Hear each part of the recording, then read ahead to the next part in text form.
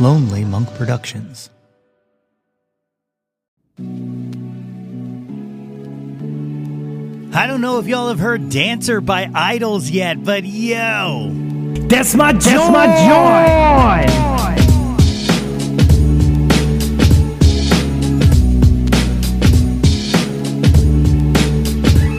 Hey yo, displace the guilt and... What's good, friends and family, neighbors near and far? Welcome to an all-new episode of the Yo, That's My Jawn podcast. The podcast, website, brand, movement, way of life dedicated to the embrace and championing of your passions. I'm your host, Nate Runkle, a.k.a. John Berryman, a.k.a. Nate 3.0, back at it again with yet another episode of the podcast. As always, I hope this podcast finds you all in good health and in good spirits. On today's episode, I chatted up with Shawn Hennessey. To call Shawn a drummer doesn't even begin to scratch the surface of the incredible percussive talent and knowledge this cat has. I've been wanting to chat with him for a while about all of this, drums, world music, and just his journey in music. And we do all of that, and that is coming up in a minute. But first, hey yo, what's new, kids? Bunch of stuff going on in the Runkle sphere right now. Where to start? First, a new show. You heard me. I got a new show for you. I'm producing a tabletop RPG actual play podcast alongside my friend and colleague Jillian Ashley Blair Ivy called Oops All Bards. And the first episode is due out this Thursday, October 26th. What happens when 5 bards are tasked to save the realm because all of the heroes are imprisoned in an energy wall? Well, it's hijinks, my friend. Hijinks ensue. The teaser is up right now wherever you get your podcast from, and more info can be found at www.oopsallbards.com. I am super excited to be able to finally share this with you. The pod is part of the Porch Room Network on Spreaker Prime, and those are the cats behind the incredible Mission Rejected podcast, and we are so happy to be working with them on this project. So go, subscribe to Oops All Bards, and let us know what you think. You know, what else? Oh, the website. We got a website redesign up. Was it planned? Not really. Did it happen because I accidentally deleted the old one? You betcha. Yeah, okay. I goofed up and I deleted the template to the website, so I kind of had to start from scratch. But it turned out to be a blessing in disguise because I love this new page. So go, check it out. Hit up www.yothat'smyjawn.com and follow the link to the webpage and check out the new wares. And while you're there, if you haven't done so already, sign on up for the mailing list. Updates, once a week, delivered straight to your inbox. What more can you ask for? www.yothat'smyjawn.com. And of course, last but not least, you gotta follow us on the socials at Yo That's My Jawn on all of them. We're there. Give us a follow. All right, I'm going to take a brief ad break here, and then we'll be back with my interview with Shawn Hennessey.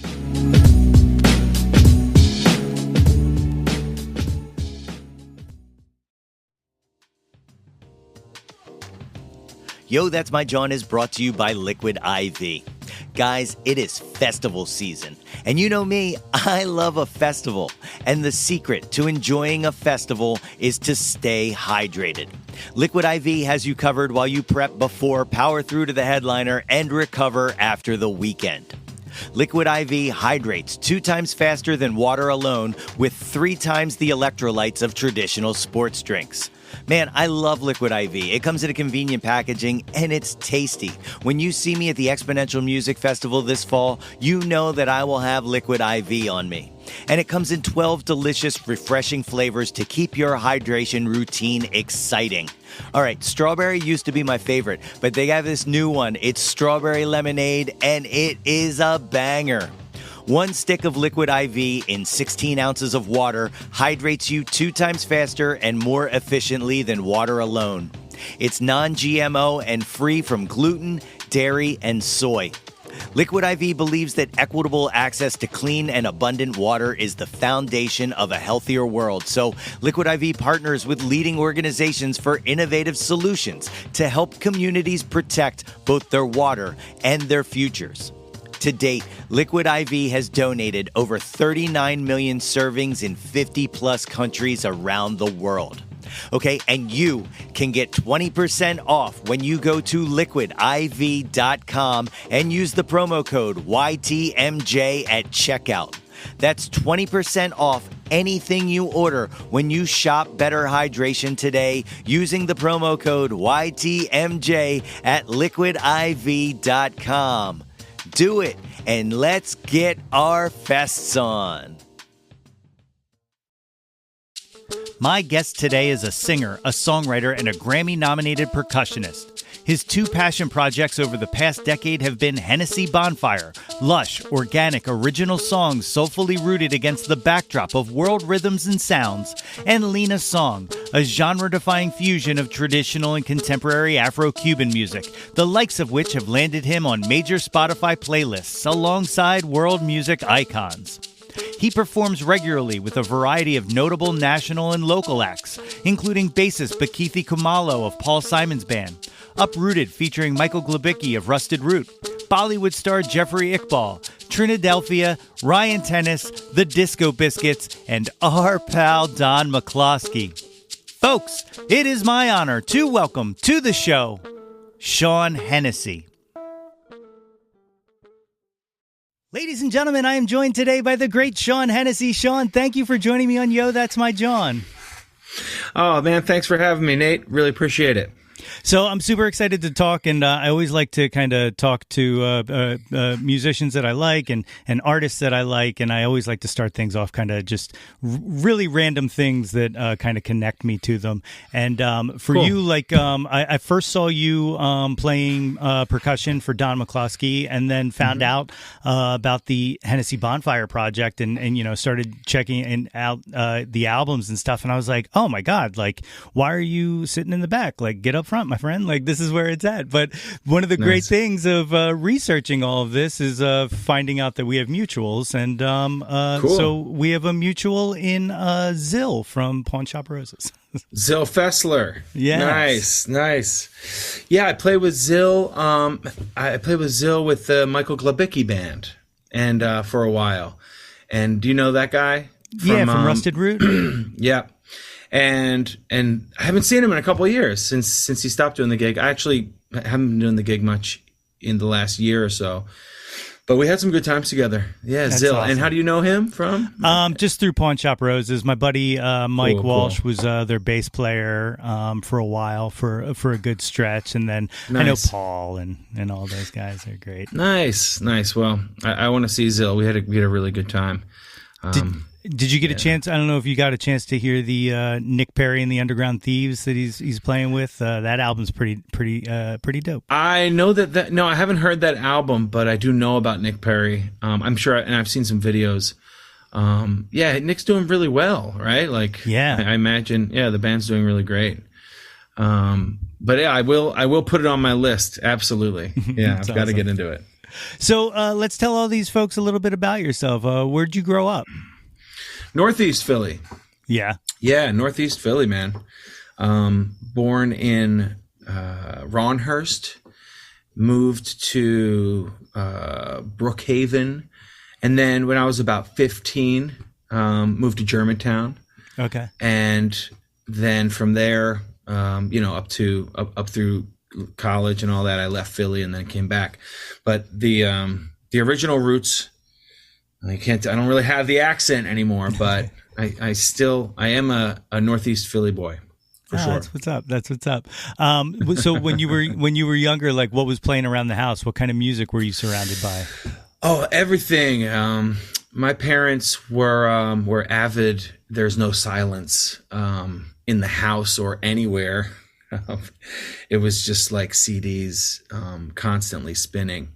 Elton John, a lot of Billy Joel, Elton John, a lot of women in music. My parents, I have two women for parents, and we had lesbian music sing-along scenes for every holiday.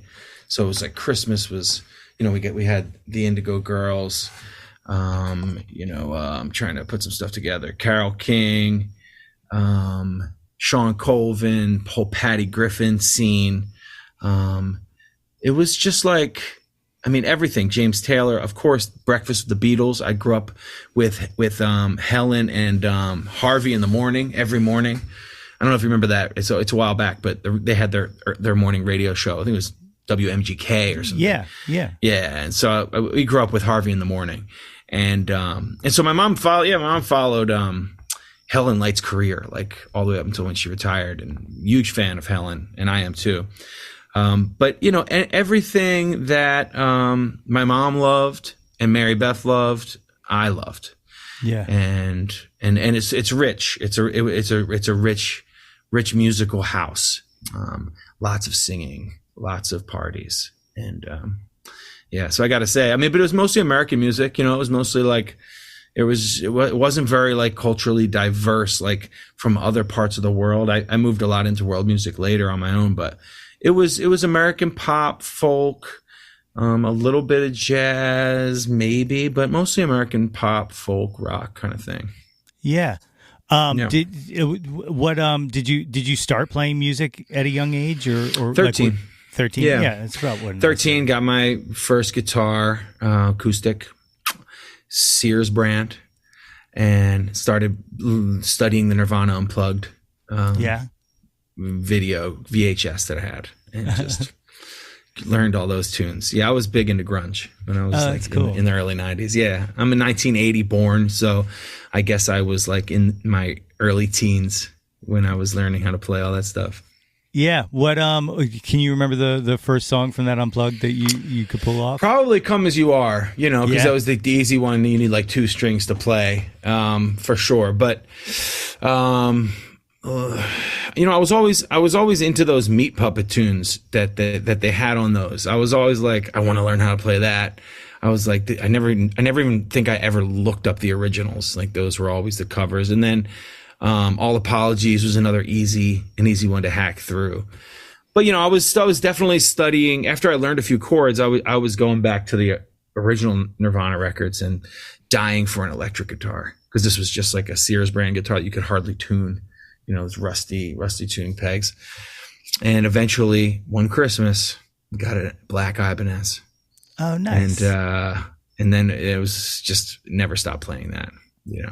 That's what's up. When did you start kind of like writing stuff? Right away. As soon as I think I might have wrote stuff when the Sears brand.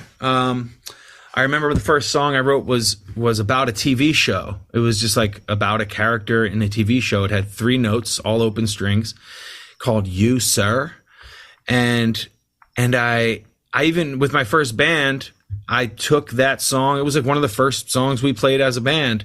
I started a punk band in 94, maybe 95, out in the suburbs in Southampton, Feasterville area.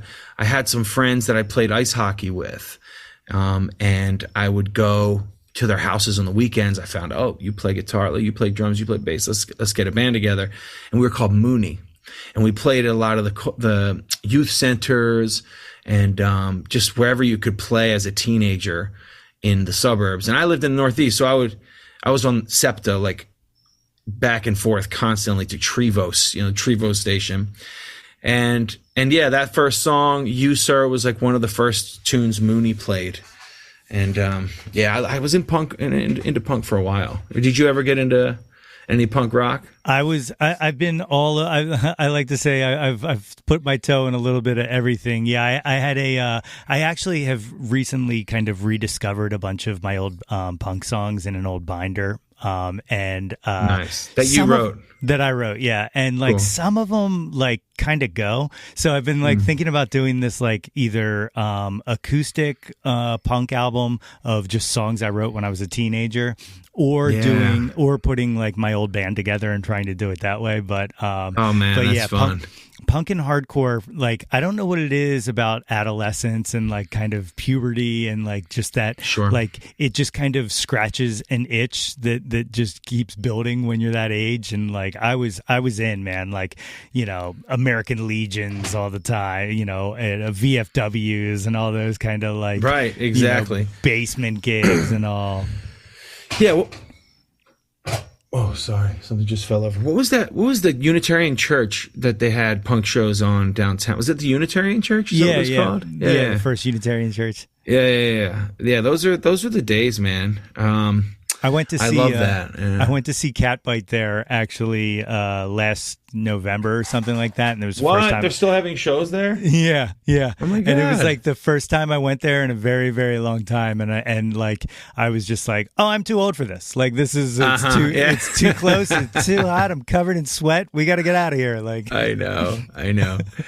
Yeah, no, it was definitely a sweaty time. But those were the days, man. Those were the days when it was just music was everything. And of course you had school and you tried to like do your best in school, but you just prayed for those weekends to get together and play. Yeah. Really, how long did that band last, the high school band? It was really only the first couple years of high school. And then I kind of stopped. We put out a couple cassettes. Like we had 2 albums maybe of songs. Cause recently, right before the pandemic, I did get back together with the band. Cause a couple of the guys, one of them moved to Mount Airy, Tim Goff, Frank Mallon, Frank Rich, and Charlie all stayed up in that area, Feasterville, Trevo, Southampton area. But we got together and had this like epic reunion studio moment. We were like, we're gonna re-record these tunes, and then the pandemic hit like the next week. And so we're still in touch and we plan on doing some stuff together. But it was something that happened. I think we had maybe 2 or 3 years together, I would say. And it's hard to say the exact years, but once I changed like where I lived, I moved when I was 15, I moved to Germantown, started going to Germantown Friends School. And there it was like, I didn't see those guys. I stopped playing so my ice hockey rink burnt down. Oh, Jesus. And that was right when I got the guitar. So it was like I was doing sports a lot. Ice hockey rink burnt down. Electric guitar came. And then it was just like, I didn't go there much anymore. And I was with Don. Don and I have an interesting connection because he's from up the Bristol area, and I was on the Bristol Blazers, which was the ice hockey team up in Bristol, even though I lived like right in the Northeast on the edge. So we have that strange, fun connection. So anyway, that was a couple years. When I got to Germantown Friends, it was just I didn't see those guys anymore. So we started a new band in high school. That was like my real high school band from 9th through 12th. This was pre-high school. I think this was grade school, Mooney. Okay. And high school band was called 1208. And we had a good run, maybe 5 years. We did all through high school, and then went to college, realized we weren't doing very well, and then took a year off and moved to Burlington, Vermont together to write music. 1999 about. Okay. Yeah, proud of that band.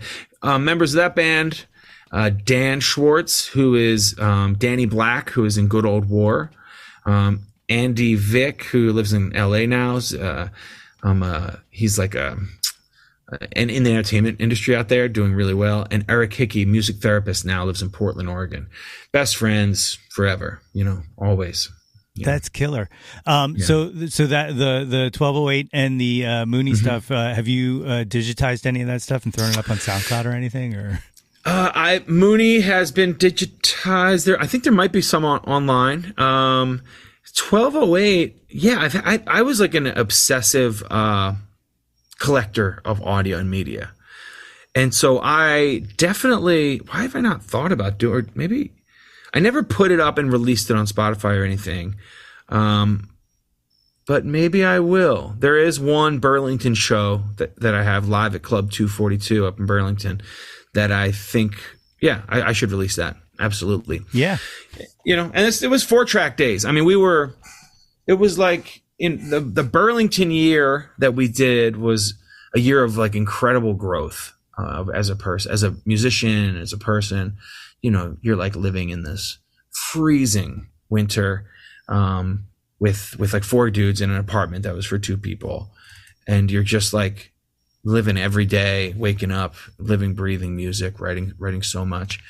And so much changed up there for me. It was an amazing experience. And 1208 is a special number. And so actually one of the first songs I ever really wrote was called 1208. Okay. And that's what the band was named after. And it, it's kind of embarrassing, but it's coming out like next week or tomorrow. Tomorrow it's coming out. The song is so old, Nate. I mean, I wrote this song in high school about the girl that I first kissed, like my first love. And I kissed her when we were, she was leaving for a week or a weekend. Who knows? It was like life or death, I was like, bye, I love you. And then I like looked at the digital clock and I was like, in my car, I was like, oh, it's her car. I didn't drive. I was like, oh, it's 12:08. Okay. And then she left and then she came back, however long. And I wrote the song while she was away. And then when we got in the car again, and I was like, oh, I missed you. And it was 12:08 again. At the moment, those moments. And so this song I wrote while she was away, pop punk tune, very upbeat, very ska. I'd say pop punk ska tune. And I never recorded it all these years. And finally it's coming out on like now, I think I'm going to check. It might have come out. I think it's coming out tomorrow at 12:08 p.m. a.m. And so I did release it already. Like if you search for it online under my name, Shawn Hennessey, you will see 12:08. But in making the new record, Awake on the Boulevard, this was one of the ones that was going to be on it. But it was so different than the album that I decided to keep it back and hold it back and then release it as a single. And I remastered it. So, cause I had released it 2 years ago and didn't make a big fuss about it, but now it's been remastered by Tom Spiker and it sounds way better. And so, yeah, that's coming out. It's a standalone, stand on its own song. There's not many other songs that I wrote that sound like this. Oh, that's what's up, man. I can't wait to hear that. It's a fun tune. Check that out. Man. So you're still playing guitar at that point. When does percussion and drums kind of enter the picture? Right. Yeah. In Burlington, I was, I would always like the bands that I was in. I was always like loved the drummer. I was always like, I had played with some good both the drummers in both bands were really killing. And I just loved the drums. I loved the drum set. I thought it was so cool. I think I was probably always sitting down on it, messing around. I can't really quite remember. But I didn't know anything about percussion at all. Like I didn't know what it was. And then I was in Burlington, Vermont. It was the Burlington Jazz Fest, I think. And there was this dude on stage playing 5 congas. And I was like, what are those cylindrical objects that he's beating? I was like, they sound amazing. What is that? And I went to him and it turns out he was this guy, Stuart Payton. I hope I'm getting his name right. I think so. And I was like, can I come study with you? I want to see what that's all about. And I went to his house and, turns out he was the head of the Taiko Drumming Association in Burlington, which is kind of random, but he was also an expert in Afro-Cuban percussion and was just like had a koi fish pond in his place. He was just he was just like way hipper than me. And I was just, who are you? What is your deal? And I was like, can I rent? He was like, yeah, rent this or borrow it. Or I think he charged me. So I took a conga home. And in that time, I remember this other experience in Burlington where I was walking and I heard the sound like machine guns. And I was like, what? It felt like it was machine guns. I was like, what is that? And then I followed the sound to an upstairs dance class, West African dance class with just djembes, like, people playing junjuns, djembes and all that Malayan stuff. The djembe was just like blazing and it was so powerful that I just like jaw hit the floor. So it's during those two experiences kind of got me into it. Was up in Burlington. Yeah. And it changed my life. Yeah. That's wild. Absolutely. Like, did you gravitate towards it quickly or did it take? For sure.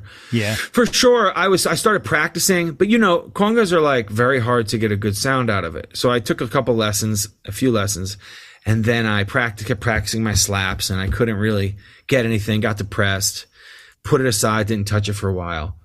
And then but I was listening to so much music. Like my friend Eric and I were discovering so much music together. Like, you know, we grew up, he was like his parents were all like the Woodstock generation. So we knew a lot of stuff, but you know, we were discovering like Gilberto Gil and like Getz Gilberto and like other music from other parts of the world.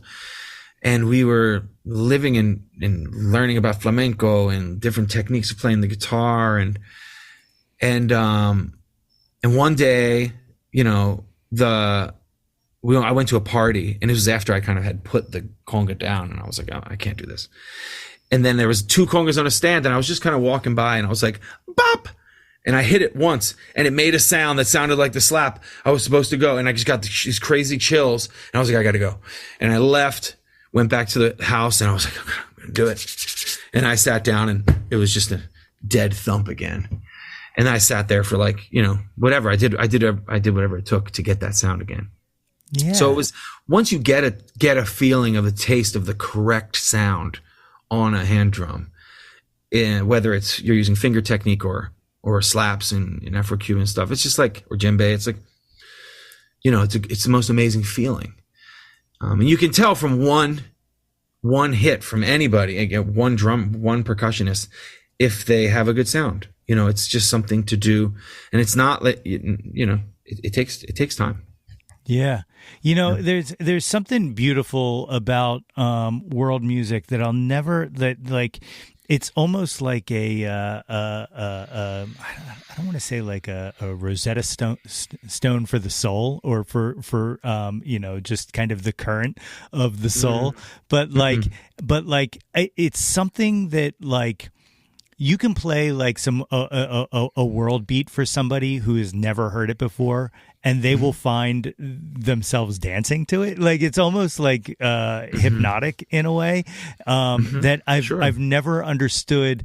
Like, and it's one of those things that everybody accepts, that they like whenever you play something for someone, they're like, yeah, I like that, but I'll never understand why it's not bigger in the US. Like, you know, it goes in ebbs and flows of like, you know, peak Graceland and, you know, some Dave Matthews tinge and stuff like that. You know, we talked about Rusted Root, but like it never really like dominated, and I'll never understand why, especially when it has such a grab on the spine, you know?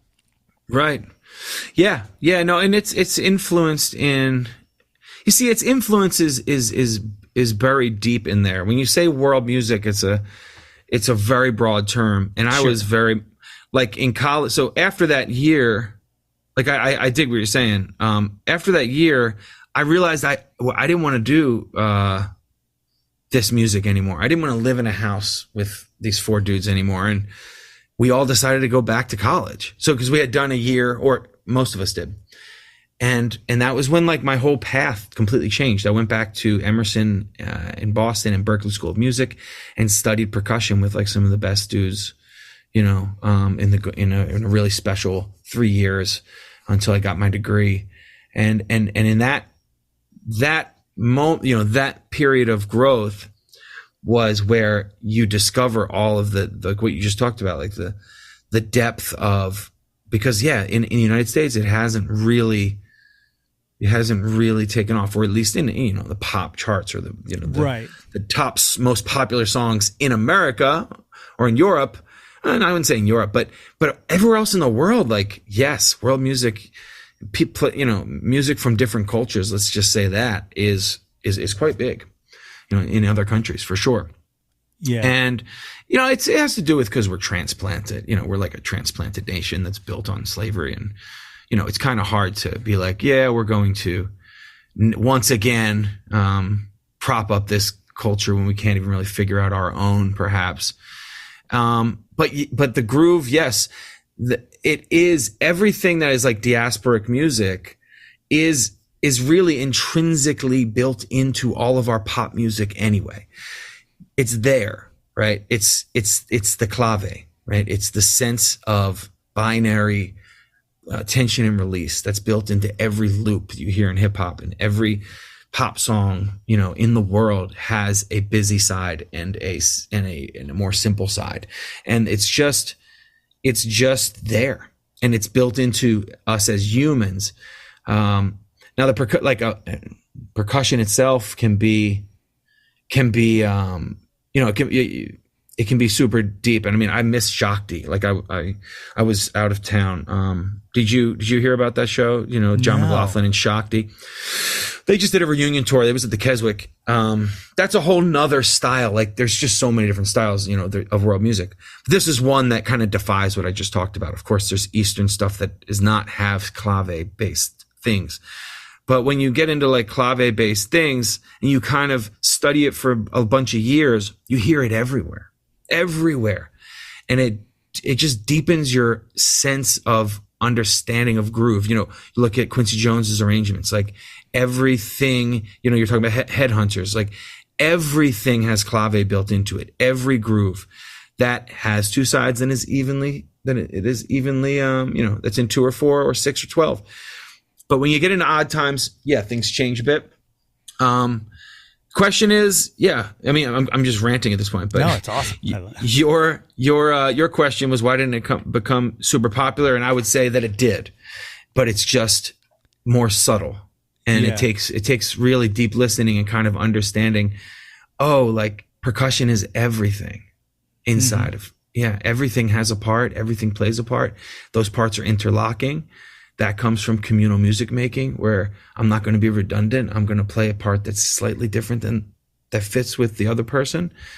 And that's human, If everyone got up there and played the same unison line, I mean, of course there's moments for unison lines, but it would be kind of boring, and it wouldn't be as progressive. And it wouldn't be for everybody, I really feel that the sense that that you get when you're playing percussion music, whether it be rumba or bata or any Afro-Cuban stuff, or you have layered percussion, even Middle Eastern stuff, you're really finding the spaces and understanding the distance between the notes, and when you play with other people, that's the conversation that you live, right? Drums are a language. And that's where I've lived the past 20 years. Absolutely. Yeah. And like, you can hear, your influences from, many different kind of, percussion, like, families essentially. Right.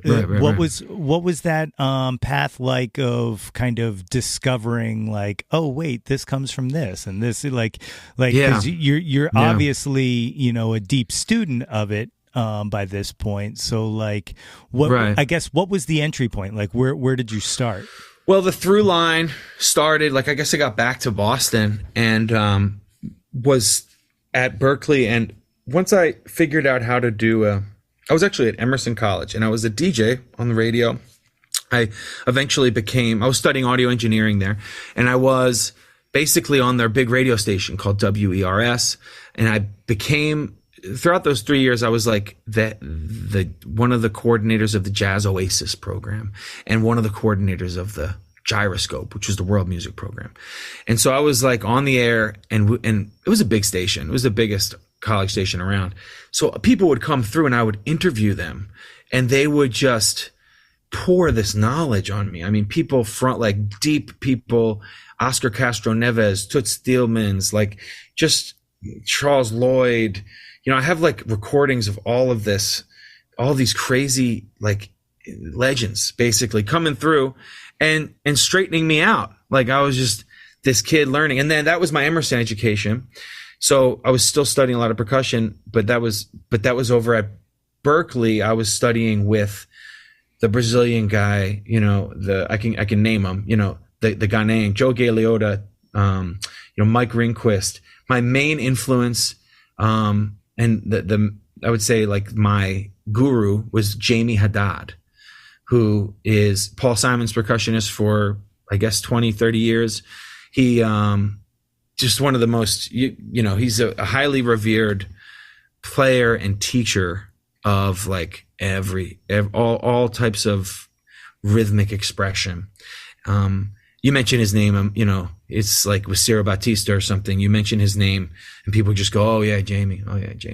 He taught scores of students like me that went on to have incredible careers, and just cite his inspirational. And what he taught was the frame drum. Like he taught the you know what a frame drum is? Like he taught like the tar. In fact, this is the one that I got for his class from Cooperman Drums. Oh wow! Right, and that's all that's all we studied. It was like 15 people in the class doing like these like simple kind of groove things, and you would focus on not like speed or soloing at all. It was just, can you do that and feel the different pulses? Am I on the camera anymore? Yeah, good. It fell down. Can you do that and feel the different pulses that he would call, options on your feelings? And he's just an incredible improviser. So I would study with Jamie, and then I'd go and study with Joe Galeota and study West African Ewe Ghanaian drumming. And then I would go back to Emerson and do the radio show and meet this other guy. So it was just like, I couldn't believe my life. It was so rich. I was so lucky. I felt so lucky. And at the end of it, Joe Galeota, because I was in the Ewe drumming ensemble. Ewe drums are stick drums from the south of Ghana. And I can pull it out, but it's this music was, to get back to your question, the root of it all for me. Yeah. This was what called me, I was like, oh shit. Because it had all the pulse perspectives. Like it had like different ways you could move your body against a bell pattern. And there was dance involved, like literally dancers in our performances. And yeah, it was just beautiful. That was the first draw. So I went to Ghana right after college with him, with Joe. It's an amazing drum maker, has a Ghanaian wife. He's like from New York or something. He's like this white dude. He might be from just outside Boston, but he married a Ghanaian woman. I think he's retired now. But him and his wife were building a house in Ghana, and he also brought students from Berkeley every year to this one village to study. And so I went there with him, and that changed my entire life. That was in 2003. And from there, it was just like I was like both musically, spiritually, emotionally, religiously, almost like I was sold. This was it. This was the deepest human connection I've ever experienced. Like these people living and playing together. And so from there, lots of experiences there to talk about, but we were able to ship back a bunch of drums because he shipped a container. Like everyone who went brought a bunch of drums back. So I brought them back to Philly, got them prepared, painted them, and started the band Leanna Song. I don't know if you know Leanna Song. I heard some of the stuff that's on Spotify. Okay, good. Volume 1. Volume 1, cool. Yeah, Volume 2 is done. It's only on my website though. But so Leanna, let me just mention, this is the through line that you ask about. So when I'm in the rainforest there and we're just doing a little tour or whatever, the guide is like, oh man, there's like vines in the trees about 30 feet up that are like Tarzan's kind of vines, but like all these animals live in it. And it's like this whole ecosystem. And he's like, yeah, it's a symbol of unity. And I was like, oh, that's really beautiful. Like it's all the trees are tied together. He's like, yeah, it pulls the weaker trees down, but it holds the like, it's so heavy that it can pull down the weaker trees, but at the same time, it actually holds up other trees. And it was just a beautiful metaphor and for unity and interdependence and interconnectivity. And so I started, I don't know when it came to it. I was like, oh, Leanna Song. And so that's how I started that group. And it's been like a whole like, guiding principle, if you will, for my whole life as a percussionist, almost as a musician, but in particular as like a percussionist, is that we're all connected through songs in some way. And it has been how I based like all my education, teaching people and learning from other people. It was just, once you know that you're connected, and I think in America, you know, we don't really feel connected to each other as much, at least in 2000, you know, during the 2023 or what, in the last 20 years. It's like you're connected to your friends and you're connected to people through music if you own the same, you know, recorded sounds. But when do you get together and really, really circle up and connect? It's rare, you know, I would say. And so I was looking for that in my life, I suppose. And this music helped me to find it. That's beautiful. Yeah, you know, I actually have had this conversation a few times recently with people. We were talking about like the kind of energy when something out of the ordinary happens. So like a hurricane or like, you know, my block floods, and during the tornado that hit a few years ago, like we lost a bunch of stuff in our basement. Nothing like, you know, that displaced us or anything, but like, but when that happened, like everybody in the neighborhood, like neighbors who I've never talked to in my life and all, you know, we were all like just very connected and kind of open and sharing. And it was like one of those moments of like, why can we not kind of keep that connection going in this this society? You know, I talked to Andrew Duhan, who lived in New Orleans during Katrina, and he said the same thing. You know, there was this sense of we're all one, that slowly, as time distances itself from that, dissipated. Like, you know, there's still that kind of we live that shared experience, but it's all gone, you know. And like I feel like the pandemic, same thing, you know, like we have these moments, but for some reason this society just kind of can only live in that for a small amount of time before it gravitates back to its own kind of egotistical, self-centered, you know, self-reliant structure. It's weird. Absolutely. Yeah. Did you feel that during the pandemic?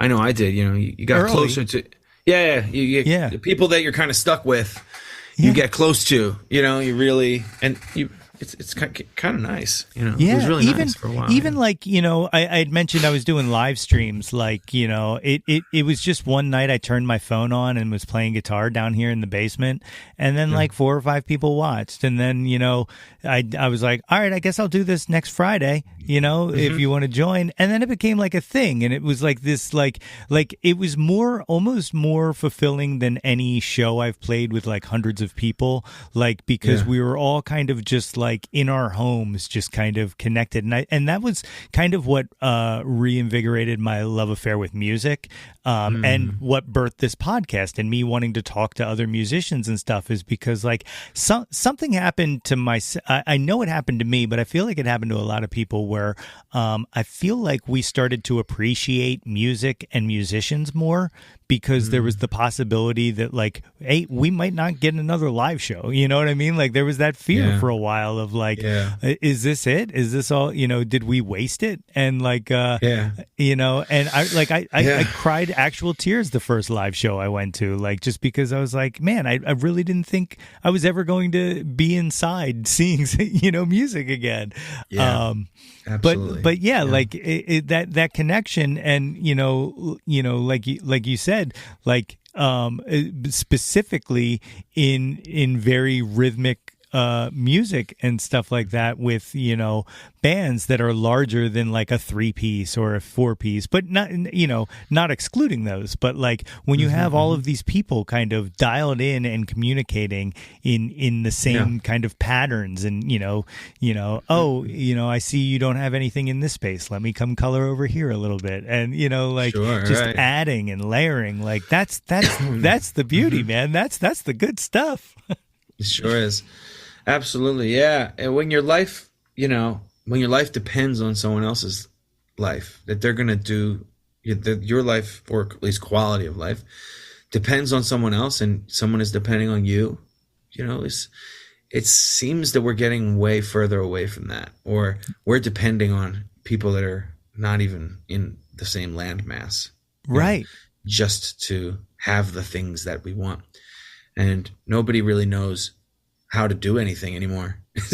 It's tough.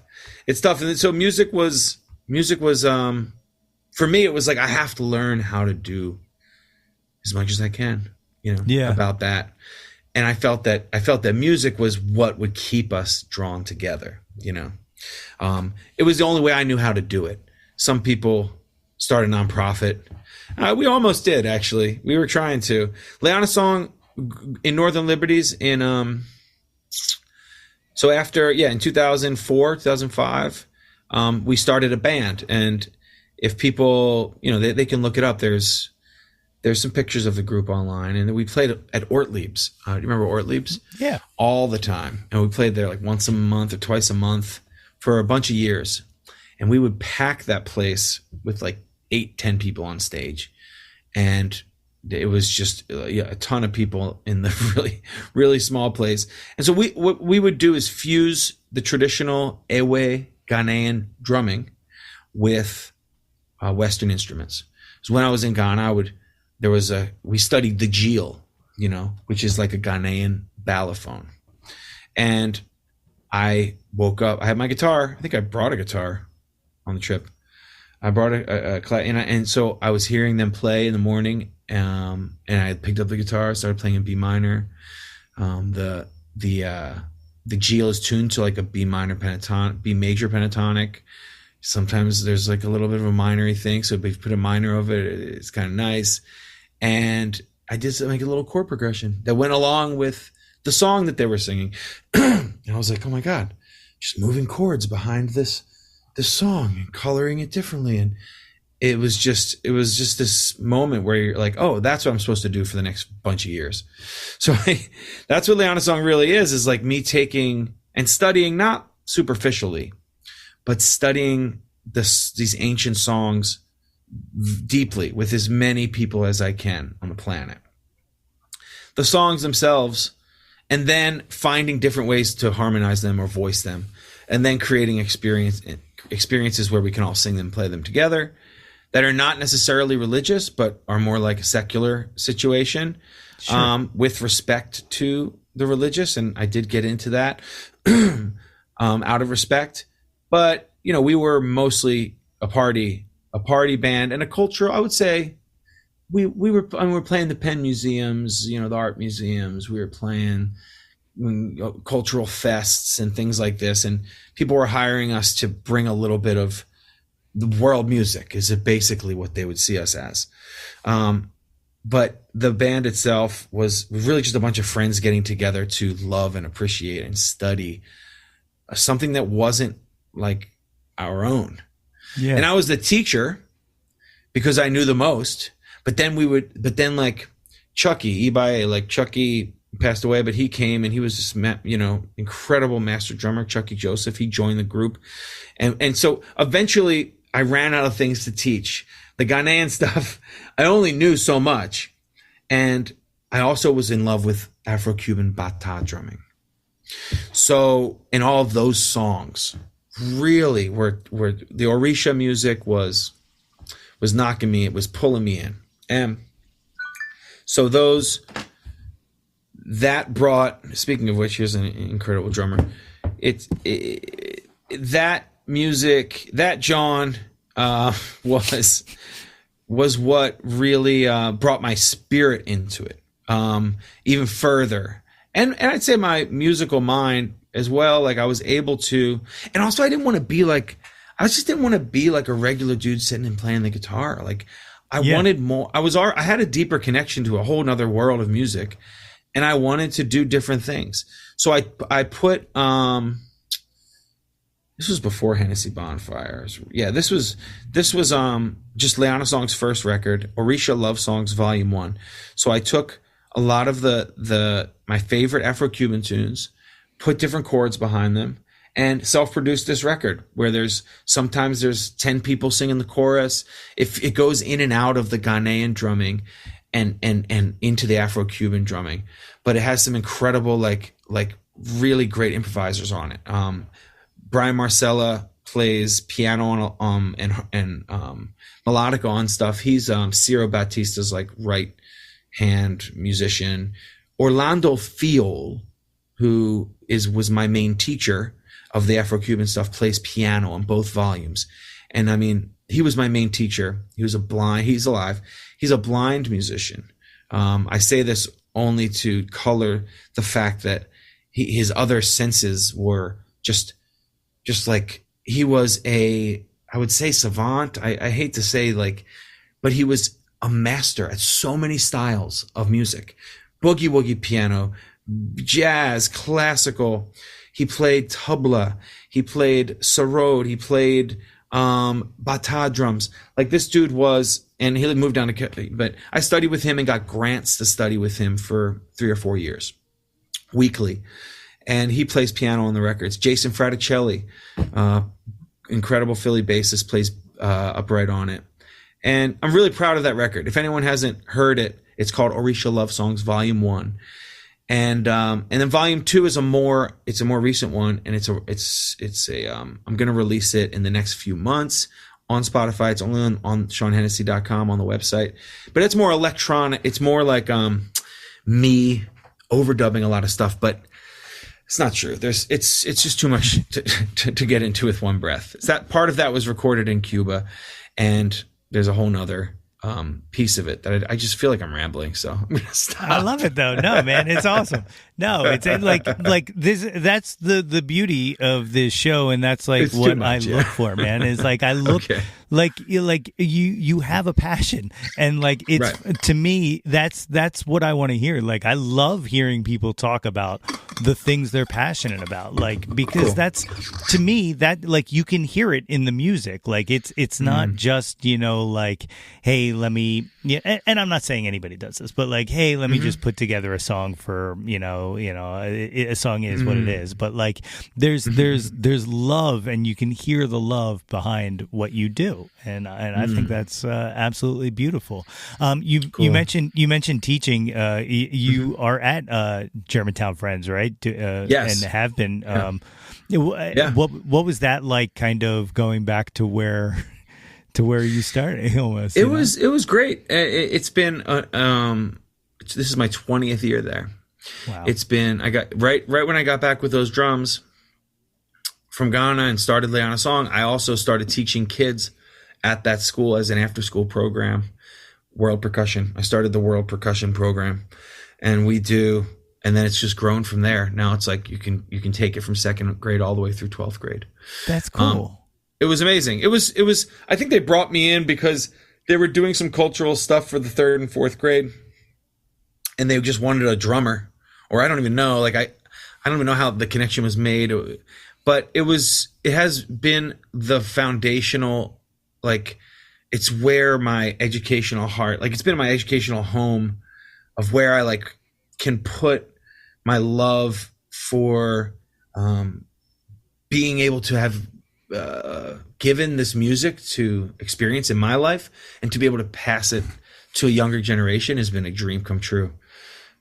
Thousands of students at this point have gone through the program, and it's really and the program is like, based on Lay on a Song. It's that concept of us all being connected, but it's a mixed world format.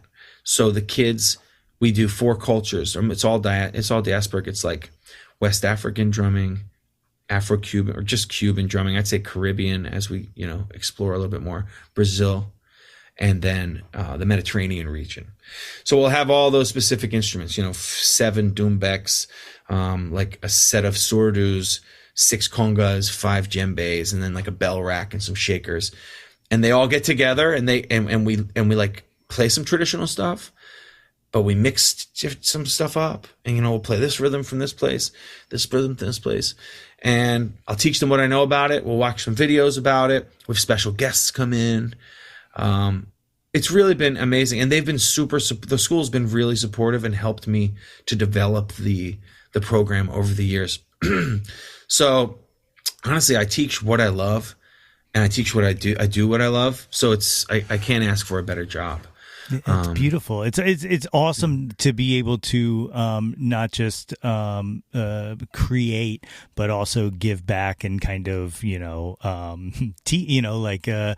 bring people along, and kind of expose people to things they may never have heard in their lives, Right, because that's what you see when you're there. That when I say there, I'm saying in communities that are really connected. that are still connected. You see that it starts at that age. You know what I mean? It starts, it's there in the beginning. It's when the kids sitting next to their parents or like whatever, the kids in the community, and they just pick up a shaker, and start playing, and without being really taught. And if they don't get it right, they get yelled at, and then they try to get, it's like there's just, I saw that experience happen in so many different cultures that I study, where it's just like I grew up in my mom's house listening to recorded albums. Like we grew up listening to CDs, and like that like experience of hearing, Yellow Brick Road, Goodbye Yellow Brick Road, like whatever, these tunes, they stay with you because they're imprinted on you when you're younger. And this is something that acoustic music by rote was imprinted on human beings for millions, thousands of years, tens of thousands of years. And this is what we don't have now. This is what's changing for us. Yeah, live music. Oh, I love going and seeing a live band. That's great. The reason we love it is because it's activating a different part of our brain that's been dormant. Because how we experience music is from putting on something digital, right? Mm-hmm. Yeah. And just and hearing a piece of time that was once recorded at one time that one person thought was cool, played over and over and over again, never changing. A digital copy. And I love it. I love recording. It's great. I'm happy to be in this age. But there has to be a balance. Yep. I feel I don't want to lose that. You know what I mean? That live element of humans playing together. And we did. We almost did in the pandemic. You know what I mean? We weren't allowed to be together. So that's why I think the communal drumming experience, whether you're in second grade or 60, is something that everybody should experience in their life, so we can remember who, we were. And whether it's you're sitting around a fire, I mean, we're talking caveman, like we're talking sitting around a fire with a guitar is the same thing. You don't have to know traditional West African drumming to experience this. Like you can have a tambourine, a shaker, and be around a fire and experience it. But just turning off the electronics, whatever, let's just get together and sing an actual song, is I think something special that we should hold on to as a species. Definitely. I could not disagree. Like that's absolutely beautiful. Like so how did you kind of become the kind of go-to guy for auxiliary, like, just through the connections of teachers and all, or? Oh, I think it would be from let's see, I mean, I guess when I was hanging with people like Pablo Batista, who was like, he's Alicia Keys' percussionist, Jamie Haddad, Paul Simon's percussionist. And when you start to love all these cultures and study all these different rhythms from different parts of the world, and you can actually play, then you can do a lot of different styles of music. Mm-hmm. And so then, as a, like when you're an auxiliary percussionist, like I was always interested in doing multiple parts at once. I love polyrhythm. So I studied that forever. And it's like, it sort of was a meditation for me, is being able to immerse myself. And I learned that from Jamie. It's like hearing, and that's like, an Indian thing. It's like it's a sense of keeping tala, or keeping time with one hand, or usually another human does it, but and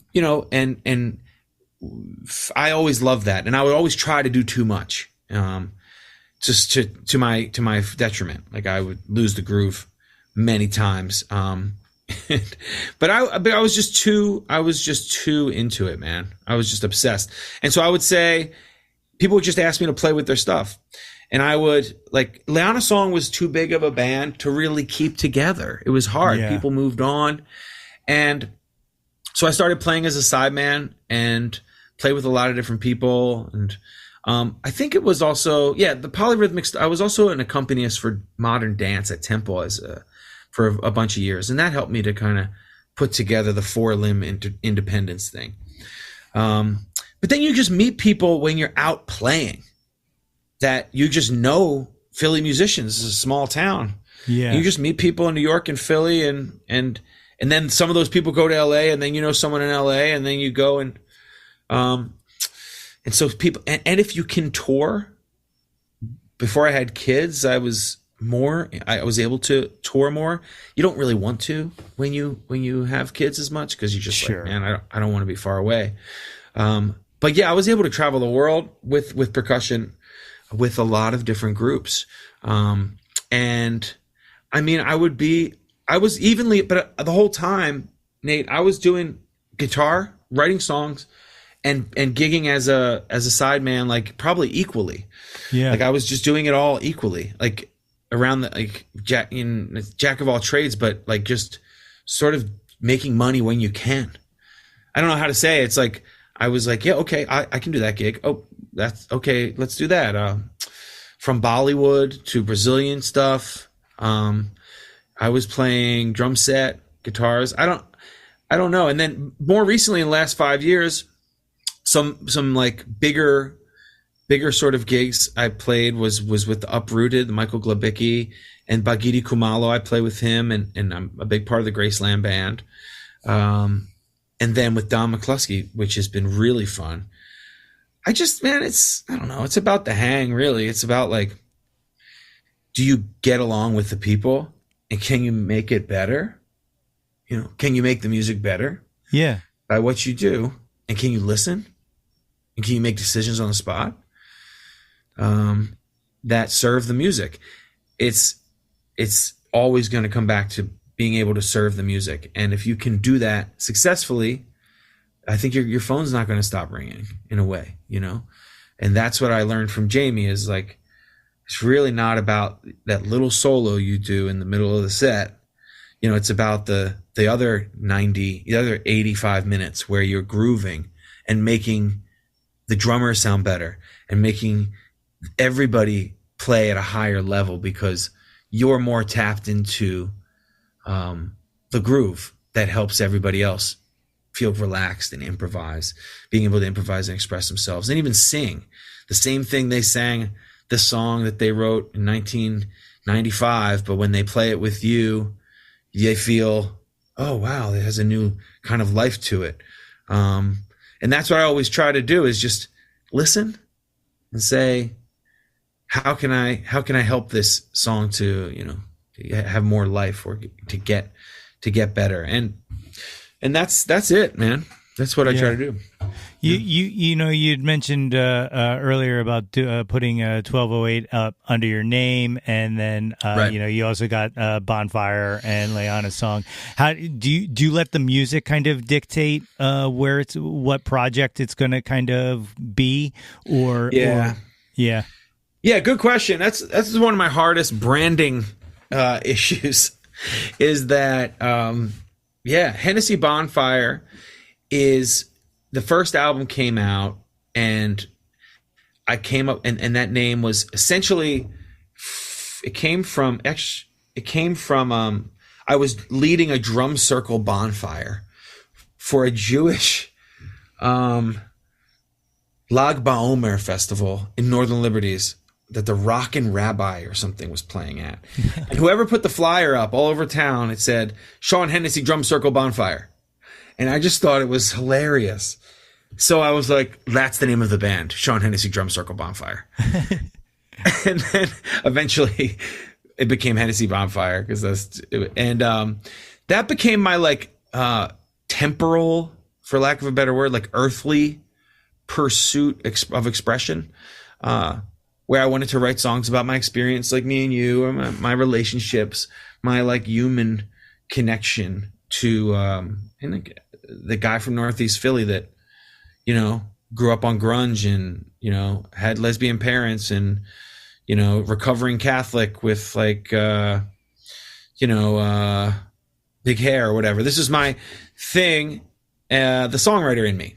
That's my songwriter stuff that I created from myself. And then Leanna Song is anything that has to do with me playing percussion with other people, or teaching percussion, or recording percussion and using and being inspired by other older musics and diasporic musics. So anything that I do that's like soundtrack based, or lay on a song records I kind of will put out under that name. And Shawn Hennessey I was like, I have to put, a couple of years ago, I thought I had to put it all under one name. And then I struggled with that for like a year. So I made a new artist online and there are songs, like I released an album under Shawn Hennessey that doesn't really fit. It's called Healing. And a friend of mine, another teacher of mine, Elizabeth Sayer, incredible batalera, she got into a car accident at some point, and I was making a lot of loops at the time, and I made her a short album for her to heal. And it has like songs called Antibodies and Broken Bones and different things. And it's just like this EP. So that's like out under my name. And those are the three, but I'd say my main two, and like I probably will put out other things under that name that are kind of outliers, I suppose. Yeah, that makes sense. But those are the two. I decided to just stick with the two that I had. I mean, I just have such a strong connection to those two names. Yeah, that's the way I have it organized. It's a little confusing. No, it makes sense. Like when you break it down like that, it absolutely makes sense. And lay on a song would be it's my also spiritual thing, connected to my ancestors, connected to other human, history that has passed on. I also became, I went pretty deep into the religion of Santeria, and went to Cuba 3 years ago before I released Volume 2, and became Omoanya, meaning that I can play the consecrated drums.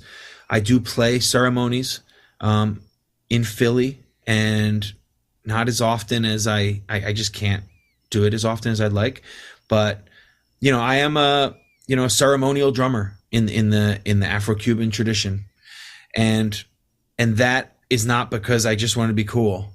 It's because I have like a very deep experience. I've had experiences that have pulled me towards it, visions, signs that have kept me, that have opened that door for me and that path, and I've gone down it. And so that all of that experience influences my Leona song. So but I am torn between the two. Honestly, I'll spend like months and months and months working on Leona song music, and then I won't. And then I'll go back and be like, you know what? I really got to do some original stuff. And then I'll go back and I'll write some original stuff. Oh, and then I'm so tired of myself. I'm so tired of myself. And it's just like, go back to God, go back to yourself, go back to God, go back to yourself. That's where that's my ebb and flow that I've been doing for about 10, 12 years. Yeah, it's the duality of the internal and the external. It's just I think so. Yeah. It totally makes sense to me. Nice. At this time, you want to go through my little jauntlet questionnaire? These are my.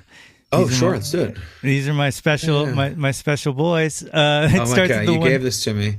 I have not prepared, but am I allowed to look at it? Yeah, or does it matter? Yeah, I like the design. It's cool. We'll burn through it. The Jauntlet. It starts with the one-hit wonders, and the first one, Billy Joel or Elton John? It's tough. I'm gonna go with Billy. Yeah, but my second concert was when they toured together. Oh, nice. So I gotta kind of give them an even. Yeah, all right, I dig that. I could dig it. I'll choose the other ones, yeah. Number 2, Debbie Harry or Joan Jett? Joan Jett. Yeah? It's a local no girl. reason. Yeah, well, she's local. You just give it that. There you go. Yeah. Number 3, Aretha Franklin or Tina Turner? Aretha. Nirvana or Pearl Jam? Nirvana. I guess that with the Unplugged. For sure. It's a shame, though. It's really a shame, that he died. He was a father figure of mine. Really. I mean, not the best father figure, but I remember crying pretty hard when he died. Yeah, for sure. I was I remember I made a I had this whole kind of mantra that I just kept saying over and over again, because I don't know if you remember like that they were like feuding with Guns N' Roses right before he like passed away. No, It was over no. some kind of slight backstage or something like that. But like I remember walking Oh, around going like, why Kurt, why not Axel? Like that was like my whole I know. but Oh, Kurt. But yeah. yeah, so I choose Nirvana. Oh, dig it, dig it. Janis Joplin or Stevie Nicks? Janis, but I can't listen to Janis a lot. But I respect Janis. Yeah, Yeah, I hear yeah, that. yeah. Go ahead. Oh, no, you go ahead. Beatles, next one. For Yeah, I sure. was just gonna say Beatles or Stones. 100%. I've been asking people this recently. Have you heard this new Stones song? No. They just released it yesterday. It's called "Angry," I think, or something like that. And Cool. it's like it's a really basic track. And the first time I heard it, I was like, whatever. But a day later, it's been like stuck in my head, and I was like, all right, you guys are still effective. You're still doing it. Sure. Yeah. The last one of the one-hit wonders, Bohemian Rhapsody or Stairway to Heaven? Bohemian Rhapsody for sure. Yeah. Yeah.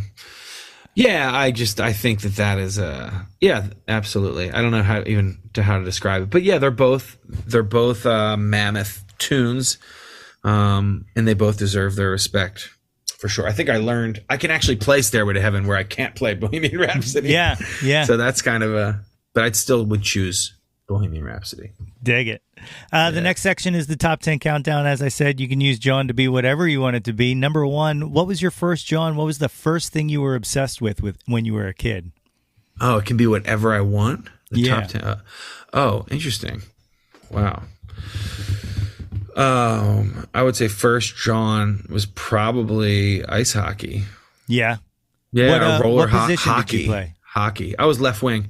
Yeah. Because I'm left-handed, which is odd in hockey, but nothing else. Huh. So I was left wing, and I think my first I do this. This is my Jawn, was being like an ice hockey player from when I was like 8 or 10 until I got my guitar when I was 13. That's wild. That's absolutely wild.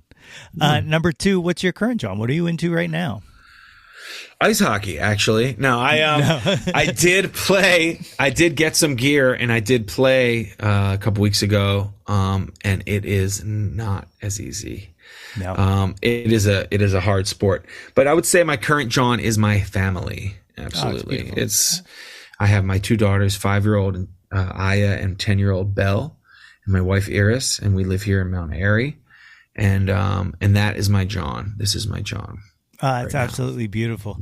You mentioned getting hockey equipment. I was rollerblading at a local roller rink. Oh yeah, you're a rollerblader? Yeah. I used to Man. try to be one of those aggressive rails and stuff like that. But that I can't do. yeah, not anymore, my friend. But Yeah, dude, but falling it hurts now. Yeah, it does.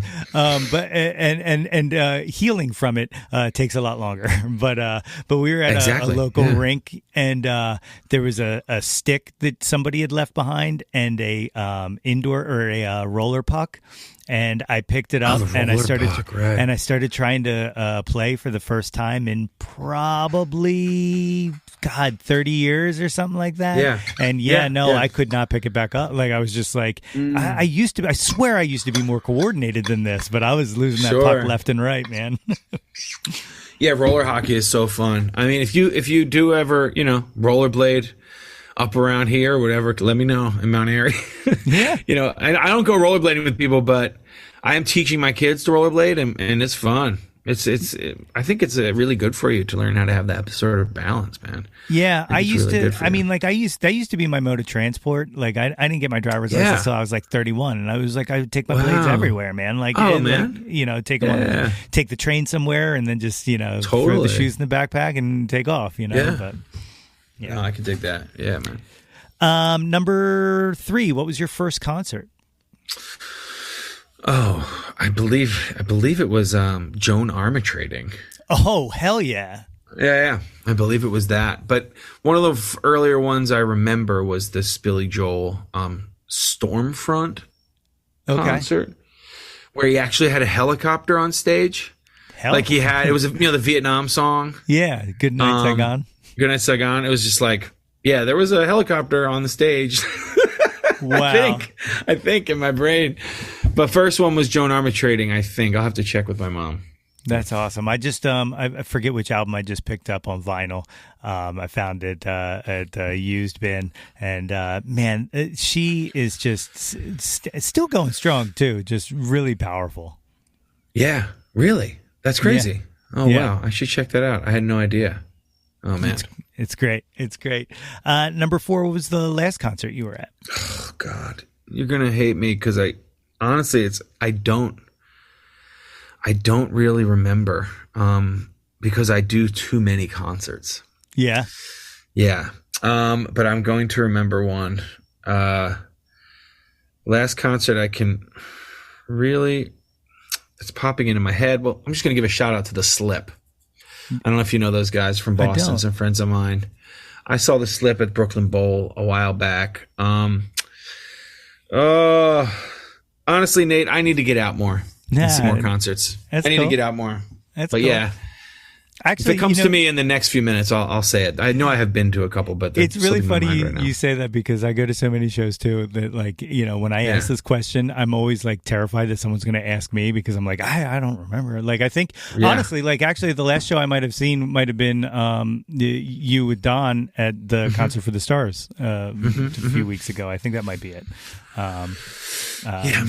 This will air after it, but I'm super stoked for the Exponential Music Festival. That's going to be really great. We're excited for that too. I'm super stoked for that, and I'm so glad you guys are getting to kind of get that stage, man, because you guys are going to sound so good there. Are you going to go all 3 days? Or is this something you go to all the time? Yeah. We're my wife and I back in 2014, the Exponential Music Festival is what we considered like our first date, essentially. So we do it every year, and we do every day that we can make it. So I remember the do the next one. Favorite concert. Go ahead. Yeah. Number 5. What was your favorite concert? I have to say American Utopia. David Byrne. Yeah? Yeah, have you seen that? I have not. He performed it at the Exponential Music Festival. Over at the Mann Center. Or not the Mann Center. Whatever the pavilion it was called at the time. BB&T, I think, at the time. That's right. He did do it there. But it was like a downpour, and we had lawn seats, and so we ended up leaving early, and I missed it. But I heard that was phenomenal. It's phenomenal. It was one of my favorites. Probably my favorite concert that comes to mind. It's awesome. The moving drummer is just a beautiful concept. And you gotta try to get in audition and get in there. Is what you gotta do. I wish. My friend Tim is one of the drummers, and he did get me backstage. I got to meet David Byrne. No way. And I was so starstruck. It was like I was like, I don't get starstruck, but I was starstruck. It was just like he was the sweetest guy, and I regretted what I said to him. It was just, I was like, oh God, I could have said much cooler things. He's just, because you just really respect all that he's done. Yeah. Hell yeah. No, there are guys, and he's definitely one of them who could make the coolest person turn into a dork, Yeah. Well, I love that show, and I highly recommend anybody watch the video even. It's incredible. That's awesome.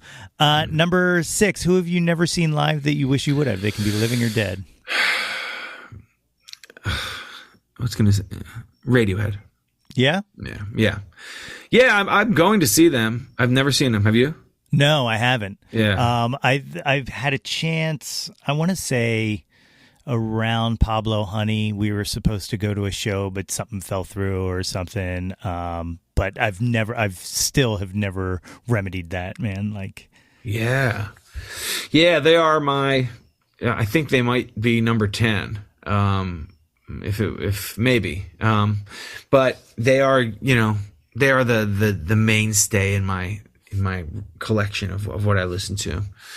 I have, like I say, you get attached to these recordings, and they color your whole life, and they color different things that happen to you. And I've had some really wonderful experiences with Radiohead's albums. So, that's great. I love it. Number 7, name an unappreciated Jawn, something you wish had more attention to it. Oh, I'm going to have to go ahead and say global warming on that one. You know, just like I would say that, the Earth, I guess it would be called. Yeah. That's the unappreciated Jawn right there. I would have to go ahead and say facts. that. Absolute facts. Number 8, what's your favorite album? Oh, I'm going to go ahead and say at this point, Bon Iver. Yeah. Because I recently was in Vermont with the kids, and I went to a CD store, and I was like, I'm going to teach them how to listen to an album straight through on the way back, because I have a CD player still in my car. And I was like, I just found 4 albums. I bought Peter Gabriel's Shaking the Tree, 10 Summoner's Tales, Vampire Weekend's Self-Titled, and then Bon Iver. And we listened to a few of, and I mean, that record, it did win Best Record of the Year. And Holocene was Best Song of the Year, I think, when it came out. So I'm going to say that's top 3. And I can't even name the other 2 right now. But absolutely phenomenal, top to bottom album, I think. I dig it. Number 9, name an artist whose output you'll consume anything they release. See, I can't say that about Radiohead, even though I do absolutely love Radiohead. Do you dig the Smile stuff? Yeah, I do. Yeah. Consume is a tough word. God, I can't do it off the top of my head. I'm trying to think if there's something that I can like look up. You know, it's hard to say, man. Yeah. I really cannot say that I would consume everything, but there's so much new music that I don't know about that I'm trying to, but I have been listening to, my friend has got me into Andy Schauf lately, which is some interesting stuff. I probably won't consume everything that he puts out. I would say Iron and Wine is a good guess. Like I will, Sam Beam, is that his name? I think he'll probably always put good shit out. I think forever. Anytime there was like a new Iron and Wine song comes up, I'll be like, I'm going to listen to that. Yeah. I dig it. Yeah. Oh, good answer. Sure. And of course, number 10, what is your favorite Jawn of all time? Can be anything you want it to be. Yeah. I'm going to go ahead and say Sound. Oh, beautiful answer. Yeah. His favorite Jawn of all time. Sound, vibration, frequencies, and sound is God, not a Brahma. That's what I learned when I read the deepest book, Mysticism of Sound and Music. If you have a need for going and exploring how sound can be, how it's experienced by the Sufi, it's a beautiful book, and I teach with it. It helps to influence my teaching. Of course, I am but a lowly musician from Philly. I didn't grow up in a temple or anything, but this book puts me there sometimes. And so I would say Sound as God would be my favorite Jawn of all time. Beautiful answer. So you just put the latest Bonfire album out in June. Yeah. June, that's right. End of June. What are you working on anything else currently? Well, we have a show. I've been doing some release shows. I have a show tomorrow at the Falser Club in East Falls. We're with Yuba. Sissoko is opening, this fantastic kora player that just moved to Philly. Incredible kora player. Opens for us, and then we're doing a show there. And I have booking some concerts here and there. Music wise, I am going to put out that second volume of Leon a Song, Volume 2, which is an Orisha. It's called Orisha Love Songs Volume 2, the Orun Cantado, it's done. It's the order of Orishas that you play in a ceremony in Havana, Cuba, top to bottom, but with jazz instrumentation and folk and different types of harmony, electronic grooves on it. I'm super proud of this work, all done and completely in Ableton Live. And I recorded half of that track is with Naivi Angarica. I went to Cuba and recorded her singing a lot of the lead parts. So it's me singing sometimes and her singing sometimes. And Bagidi Kumalo plays bass all over it. Orlando Field's back on it. So I'm very proud of this. I'm going to make another stink about it online when I release it. But I think the next project that I'm really going to focus on is going to be an all percussion album. Yeah. Where it's just grooves. And I've done a duet. I did a few duets this summer where I brought percussionists that I admire and respect into the studio, and I set up either a click or maybe not a click, and I mic'd everything, and we went around and played different shit and created these like sort of percussion soundscapes. Just talked, you know, and I have some from I have one with Andres from El Caribe Funk, one with Alex Shaw from Hello Brazil, who's another fantastic percussionist from Philly. Anyway, I just feel like I need to do a record without words that's just grooves, where I can put in all these drums that want to mix together. So I don't know what I'll call it. I probably will call it Underlay on a Song, maybe. But I think that's the next project next recording project that I'm going to start doing. And dude, that sounds killer. Yeah, it's going to be really fun. And I mean, another thing that I'm doing right now is I'm getting my master's at Berkeley Online in film scoring.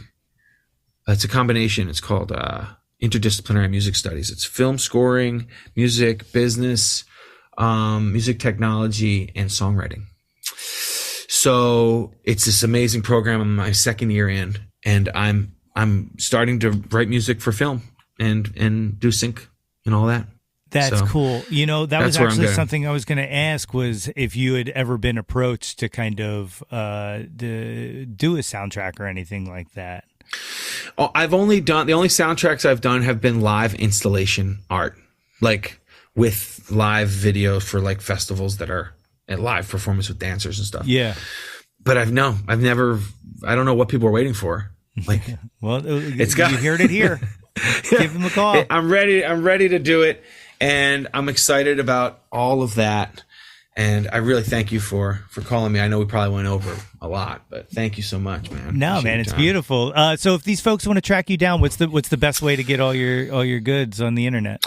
You can go to ShawnHennessey.com. That's Shawn with a W, and then Hennessey with as many letters as you can fit in there. And that's why my show schedule's there. Please, all my music's available there. Please sign up for like the mailing list. I'm trying to grow my YouTube as well. That is getting a lot of response, and I really would like to be able to put out some more. I have a lot of beautiful videos shot from over the years that I'm also going to be releasing on YouTube. So that's where people can definitely see a lot of my, like, I have cameras set up, big stages from percussion from behind, and that series that I mentioned with the percussionists is all video, is like multi-camera shot as well. So, but yeah, ShawnHennessey.com, and yes, drop me a line. I love it, man. Thank you so much, Shawn, for doing this. Thanks for chatting with me. And beyond all of that, thanks for not just the music you're creating, but the music you're passing on to so many other people, and kind of Thank you, brother. keeping a good rhythm, man. I love it. Thank you, Nate. I really appreciate it, man. Thanks for having me. My thanks again to Shawn for joining me on the show today. You can find the latest Hennessey Bonfire album, Awake in the Boulevard, on all major streaming services. Visit his website at www.ShawnHennessey.com and follow him on the socials at Hennessey Bonfire on Instagram, YouTube, and Facebook, and at Hennessey Bonfir, no E, on Twitter X. Links to all of those, as always, are included here in the show notes. And you can catch Shawn laying down percussion out there for Don McCloskey. Big shouts out to those guys. They just rocked Radio City Music Hall, opening up for the It's Always Sunny podcast. How amazing is that? And if you haven't done so already, please be sure to subscribe to the Yo, That's My Jawn podcast wherever you get your podcast from. And people, it is not too late to get yourself a super awesome Jawn Scout Merit Badge for Citizenship of the World just by rating and reviewing us. Don't forget to visit www.yothat'smyjawn.com for articles, merchandise, and links to all of the previous episodes of this podcast. And while you are there, be sure to sign up for our mailing list to get all of the updates delivered straight into your inbox. Like us on Facebook at facebook.com/YoThat'sMyJawn for updates and live streams.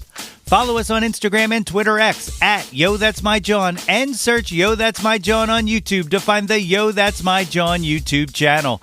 Like and subscribe the heck out of that ish. We want to hear from you. Reach out, and touch some Jawn. Oops All Bards is out this Thursday, and I put a lot of work into this one, so I really hope you check it out.